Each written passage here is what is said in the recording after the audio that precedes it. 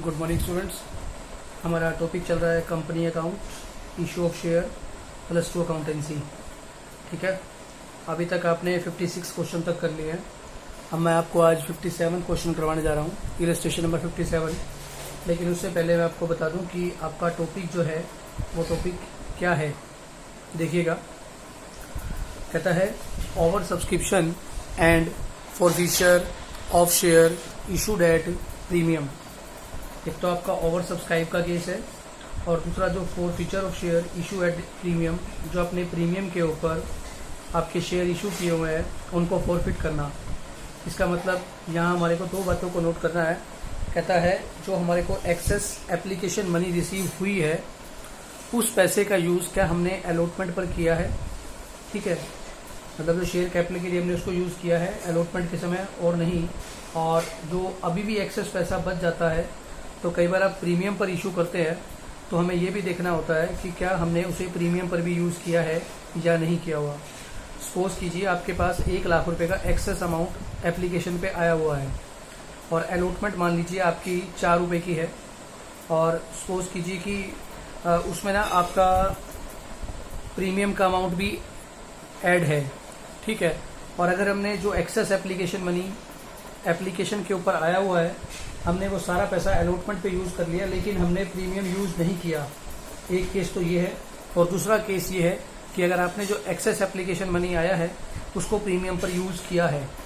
ठीक है, practical question जब करेंगे तो ये और ज़्यादा आसान हो जाएगा। तो जो आज का हमारा टॉपिक है उसमें ये कह रहा है कि जो आपके पास एक्सेस एप्लीकेशन मनी आया हुआ है वो आपने केवल अलॉटमेंट तक यूज़ किया है और अलॉटमेंट पे जो आपका प्रीमियम का अमाउंट है वो हमने अभी यूज़ नहीं किया है। ठीक है, जैसे मैंने भी आपको बताया है, सपोज कीजिए आपके पास 1 लाख रुपए एक्सेस आए हुए एप्लीकेशन के ऊपर और आपने 50,000 इशू किए हुए हैं और अलॉटमेंट पर आपका ये मान लीजिए कि आप 2 रुपये के हिसाब से पैसे मंगवाते हैं।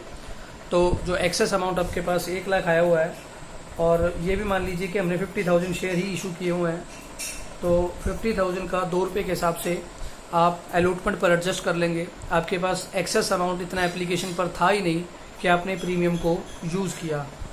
ठीक है, तो अभी हम इलस्ट्रेशन नंबर 57 की तरफ मूव करते हैं और आप आज 57 से लेकर के अप्रोक्सीमेट 71 तक, ठीक है, 14 क्वेश्चन आप अटेम्प्ट कर सकते हैं और 14 क्वेश्चन के बाद इसका एक लास्ट टॉपिक रह जाएगा, वो आपको नेक्स्ट वीडियो में बताएंगे कि वो कैसे करना है।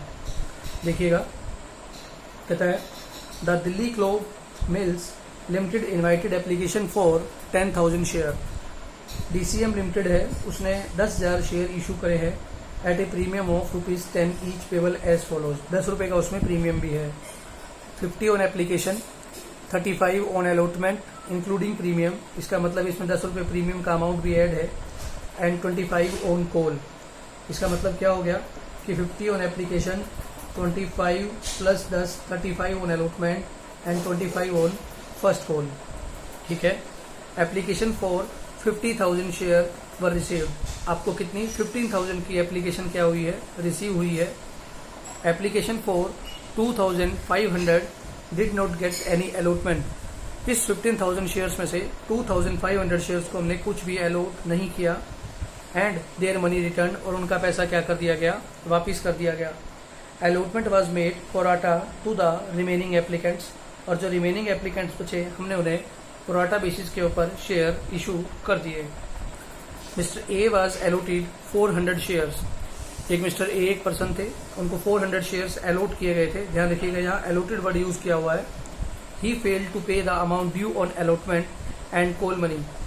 मिस्टर ए को जो हमने अलॉट किया था उसने अलॉटमेंट का और कॉल का पैसा नहीं दिया। Company forfeited his shares and subsequently री इशूड एट 105 पर share. Show the journal entries in the books of the company. अब आपको कंपनी की बुक्स में दिखाना है। देखिए, मैं आपको क्लियर कर देता हूँ। 15,000 शेयर्स का एप्लीकेशन आया था, 2,500 को कुछ भी नहीं दिया, तो रिमेनिंग एप्लीकेंट रह गए 12,500, यानी कि 12,500 शेयर, और हमने इशू कर रखे हैं 10,000 शेयर्स। तो 12,500 शेयर्स को हमने 10,000 शेयर इशू करे हैं।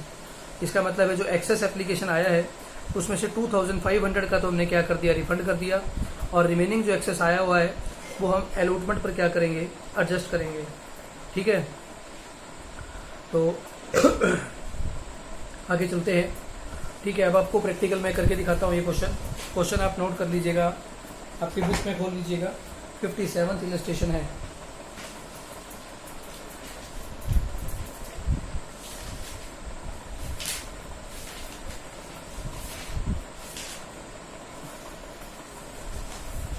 देखिएगा सभी, कहता है मेरे पास 12,500 की एप्लीकेशन रिसीव हुई थी। 12,500 का एप्लीकेशन रिसीव आया और एक आपके पास 2,500 का एप्लीकेशन रिसीव हुआ था। इसमें अपना अलॉट किया, अपने 12,500 वालों को 10,000 अलॉट किए on the basis of pro rata, and 2,500 वाले को आपने कुछ भी अलॉट नहीं किया है। ठीक है, यहाँ एक बात और नोट कर लीजिए, आपको एप्लीकेशन के ऊपर, अलॉटमेंट के ऊपर और कॉल्स के ऊपर पैसा कितना मंगवाना है। एप्लीकेशन के ऊपर आपको मालूम है 50 रुपीज़, अलॉटमेंट पर 25 + 10 35 रुपीज़, एंड कॉल के ऊपर आपने मंगवाने हैं 25 रुपीज़ कॉल करने हैं। ठीक है, अब हम आगे चलते हैं। देखिए, ये आपके पास एप्लीकेशन रिसीव हुई है शेयर्स की, और ये आपने क्या करे हैं, अलॉट करे हैं। अब आप क्या करेंगे, आपको एप्लीकेशन का अमाउंट कितना रिसीव हुआ है देखिएगा। टोटल जो एप्लीकेशन आ गया आपके पास 15,000 शेयर्स का आया है, और आपने इशू कितना किया है 10,000 शेयर्स।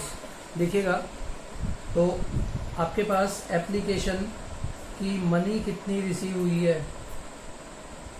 एप्लीकेशन मनी रिसीव्ड आपको कितनी हुई है, 12,500 शेयर्स की 50 रुपीज़ के हिसाब से काउंट कर लीजिए। 1 2 3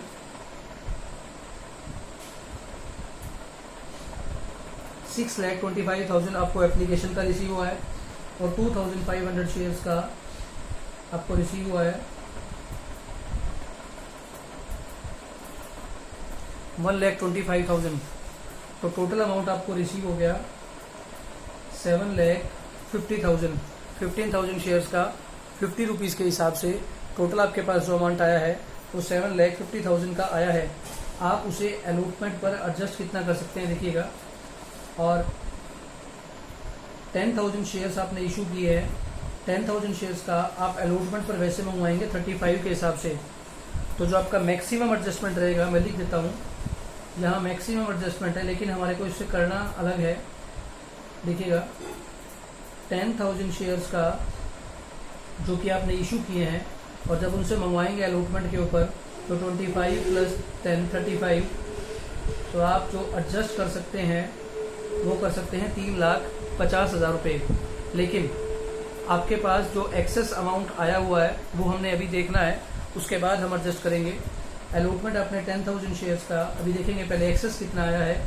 10,000 शेयर्स का 50 के हिसाब से आपने 5 लाख रुपए तो एप्लीकेशन पे एडजस्ट कर दिए, और जो रिमेनिंग अमाउंट रह गया वो आपका एक्सेस रह गया।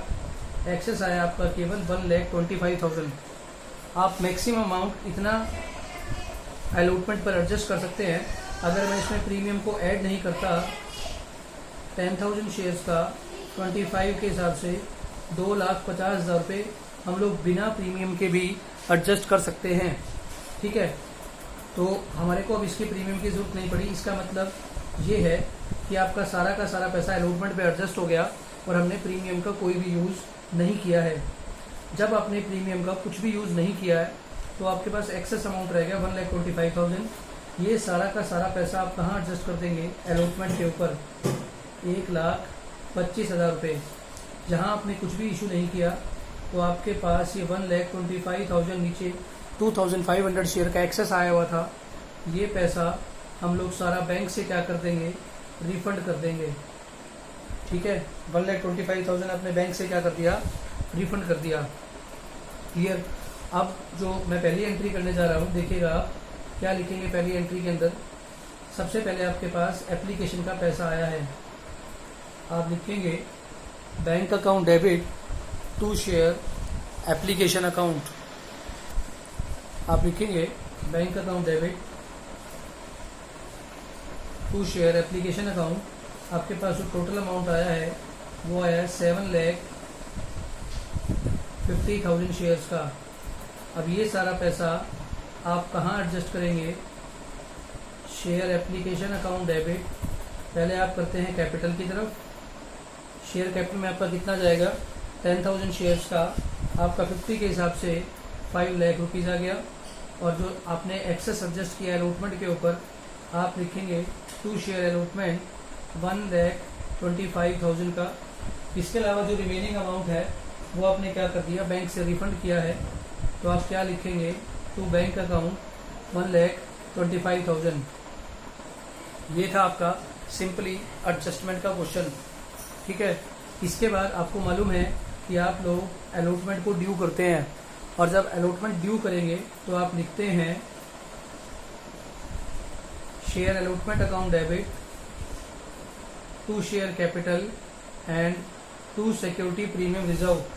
अब आपको ये पता है कि आपने उसे 10,000 शेयर इशू करे हैं, 10,000 का अलॉटमेंट है, 25 + 10 35 के हिसाब से, तो 10,000 शेयर का 35 के हिसाब से आप 3,50,000 कॉल कर लेंगे, जिसमें शेयर कैपिटल का 25 के हिसाब से और प्रीमियम का 10 रुपीज़ के हिसाब से आपका जाएगा 2,50,000 एंड 1 लाख आपका क्या आ गया, सिक्योरिटी प्रीमियम का आ गया। ठीक है, अब हमारी थोड़ी सी दिक्कत आएगी, वो क्या है कि एक बंदा ए था जिसको हमने 400 शेयर्स अलॉट किए थे। क्वेश्चन में लिखा हुआ है, आप देख सकते हैं अलॉटेड लिखा हुआ है। जिस बंदे को हमने 4,400 शेयर्स अलॉट करे थे, उसने हमारे को ना तो अलॉटमेंट का पैसा दिया और ना ही फर्स्ट कॉल का पैसा दिया। तो पहले हम इसको सॉल्व कर लें कि भैया जिसने, और उसको हम, वो किस सिस्टम के अंदर आता है, वो प्रोराटा सिस्टम के अंदर आता है। प्रोराटा मतलब वो इस सिस्टम के अंदर आता है, ना कि 15,000 वाले के अंदर, क्योंकि 15,000 में से 2,500 को हमने रिफंड कर दिया था और रिमेनिंग को हमने प्रोराटा बेस पर अलॉट किया था। और उन्हीं में से एक बंदा था 400 जिसको हमने प्रोराटा बेस पे किया था, उसने हमारे को ना तो अलॉटमेंट का पैसा दिया और ना ही फर्स्ट कॉल का पैसा दिया। लेकिन हमें पहले ये चेक करना है कि भाई उसका कुछ ना कुछ पैसा एप्लीकेशन पर भी तो एक्सेस आया हुआ है ना, तो वो पैसा हमें जानना है। तो सबसे पहले हम जानेंगे कि उस बंदे ने एप्लीकेशन हमारे को दिया कितने का था, और उसके लिए हमें इस इक्वेशन का यूज़ करना पड़ता है। मैं आपको पहले भी बता चुका हूँ। जब आपका ये इक्वेशन खाली है तो आप ऊपर क्या लिखते हैं, 12,500 डिवाइड में 10,000 मल्टीप्लाई 400, तो 2 0 से 2 0 गई, 2 0 से 2 0 गई, तो आपके पास जो अमाउंट आ गया वो आ गया 500 का। इसका मतलब ये है कि उसने 500 शेयर्स के लिए अप्लाई किया था, और हमने उस 500 वाले को कितने शेयर दिए थे, हमने उसे 400 शेयर दिए थे। तो हमें ये देखना है कि 500 वाले को जो 400 दिए हैं तो उसका पैसा एक्सेस कितना आया हुआ है। सिंपल सी बात है, मैं आपको यहाँ करके बता देता हूँ। जिस बंदे ने हमारे को 500 की एप्लीकेशन दी थी, ठीक है, उसे हमने अलॉट कितने कर दिए, 400। तो 500 शेयर का 50 के हिसाब से हमारे पास अमाउंट कितना आ गया, 25,000। और हम एडजस्ट कितना कर सकते हैं, 20,000 एप्लीकेशन जो मनी आया, और फिर हमने उसे अलॉट किया कितना, 20,000। तो एक्सेस अमाउंट हमारे पास उसका कितना आया हुआ है, 5,000 रुपीज़ हमारे को उसका एक्सेस आया हुआ है। 100 शेयर्स का 50 के हिसाब से हमारे पास उसका एक्सेस अमाउंट कितना आया हुआ है, कितना। ठीक है, अब हमें ये देखना है कि हमें उससे अलॉटमेंट पर मंगवाना कितना है। हमने अलॉटमेंट पर मंगवाया कितना है, देखिएगा, तो 400 शेयरों का अलॉटमेंट का पैसा नहीं आया, तो 400 शेयर्स का अलॉटमेंट पर टोटल रुपए हमने कितना मंगवाया, 35 के हिसाब से मंगवाया है, क्योंकि पूरा ही पैसा नहीं आया। इसका मतलब उसे प्रीमियम का अमाउंट भी रिसीव नहीं हुआ। तो पहले हम देखेंगे कि हमने उसे टोटल कॉल कितना किया, 400 शेयरों का 35 के हिसाब से कितना बनता है आपका, 14,000 रुपीज़ आपने कॉल किया। ठीक है, ये पैसा हमारे पास नहीं आया, लेकिन इसका ऑलरेडी एक्सेस अमाउंट आया हुआ है हमारे पास 5,000 रुपीज़। इसका मतलब हमारे को अलॉटमेंट के ऊपर उसका 9,000 रुपीज़ रिसीव नहीं हुए हैं। तो सबसे बड़ी समस्या हमारी यही थी जो हमने सॉल्व कर ली, और ये हम पीछे से सॉल्व करते आ रहे हैं। 52 से लेके 57 तक हमने यही सॉल्व किया है, 56 तक, कि 9,000 रुपीज़ हमारे को अलॉटमेंट का पैसा नहीं मिला है। ठीक है, अब हमें ये भी देखना है, सर आप अलॉटमेंट ड्यू कितनी करेंगे। आपने अलॉटमेंट ड्यू करी है 3,50,000 की। आप ये देखेंगे कि आपने 3,50,000 एडवांस, 3,50,000 का आपने क्या है अलॉटमेंट के ऊपर ड्यू किया है। और अलॉटमेंट का आपको ऑलरेडी 1,25,000 रिसीव हुआ है। तो 1,25,000 को मैं इसमें से माइनस कर देता हूँ, तो आपको 2,25,000 रुपीज़ अलॉटमेंट पर मिलना चाहिए था। लेकिन जिस बंदे ने आपको 9,000 पे नहीं किए उसको हम लेस कर देंगे, तो हमारे को अलॉटमेंट पर टोटल अमाउंट कितना रिसीव हुआ है, 2,16,000 का। और क्वेश्चन में आपको क्लियर कह रखा है कि फर्स्ट कॉल के बाद शेयर को फॉरफिट किया गया है। तो मेरे पास यहाँ अमाउंट कितना आ गया है, 2,16,000 का अमाउंट आ गया है। मैं यहाँ क्लियर लिखूंगा अलॉटमेंट का पैसा, bank account debit to share allotment 2,16,000। ठीक है, ये आपका सिंपल टॉपिक था।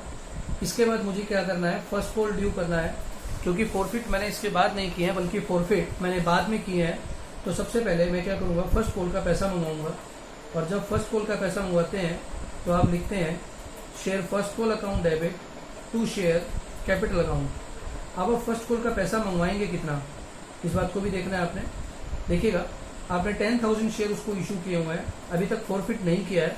तो 10,000 शेयर्स का जो फर्स्ट कॉल रहेगा वो 25 के हिसाब से रहेगा। तो आप मंगवाएंगे कितना, 2,50,000, यानी कि 2,50,000 रुपीज़ आप फर्स्ट कॉल के ऊपर ड्यू करेंगे। आप ये भी जानते हैं कि 400 शेयर्स का आपको पैसा रिसीव नहीं हुआ है, तो 400 शेयर्स का 25 के हिसाब से आपका जो अमाउंट बनता है वो बनता है 10,000 रुपीज़ का। तो आपको 10,000 रुपीज़ ये भी नहीं मिले हैं फर्स्ट कॉल पे। और इसके बाद आप क्या करेंगे, फॉरफिट करेंगे।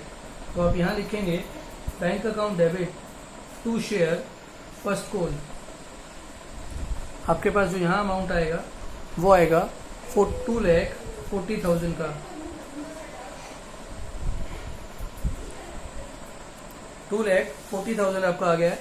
ठीक है, इसके बाद हमें क्या करना है सर, फॉरफिट करना है।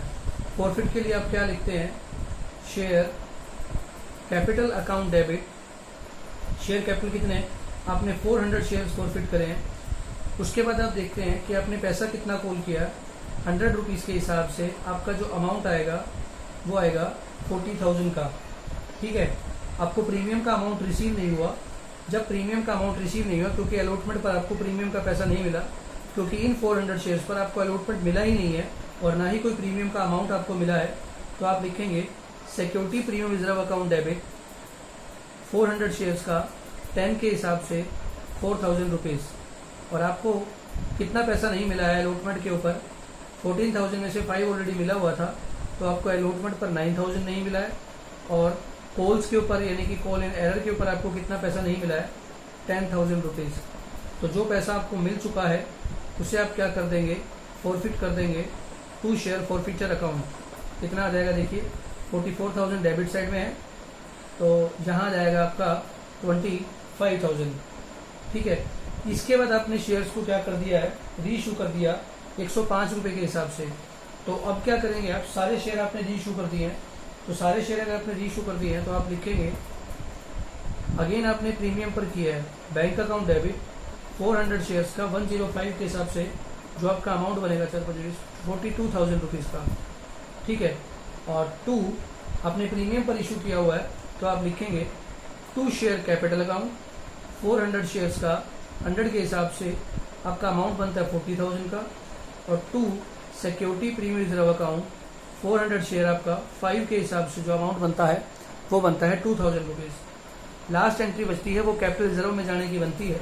आपको पता है कि फॉरफिचर के टाइम आपको 25,000 का प्रॉफिट हुआ है और री इशू के टाइम पर आपको किसी भी प्रकार का कोई भी लॉस नहीं हुआ है। जब आपको कोई लॉस ही नहीं हुआ है तो ये सारा का सारा पैसा, और आपने सारे शेयर इशू कर दिए हैं, तो ये सारा का सारा पैसा कहाँ जाएगा, कैपिटल रिजर्व में जाएगा। आप लिखेंगे share forfeiture account debit to capital reserve, और ये अमाउंट आएगा आपका 25,000 का। ठीक है, ये था आपका क्वेश्चन। और अब आपको बता दूं, जो मैंने आपको प्रीमियम का अमाउंट बताया है सभी क्वेश्चन आपके इसी तरीके से हैं। और मैंने आपको ये भी बता दिया है कि अब आप अगर लगातार सॉल्व करते हैं और लगातार आप एग्जाम्पल्स को सॉल्व करते हुए आगे चलते चले जाएंगे, तो जो आपके टोटल क्वेश्चन हैं वो लगभग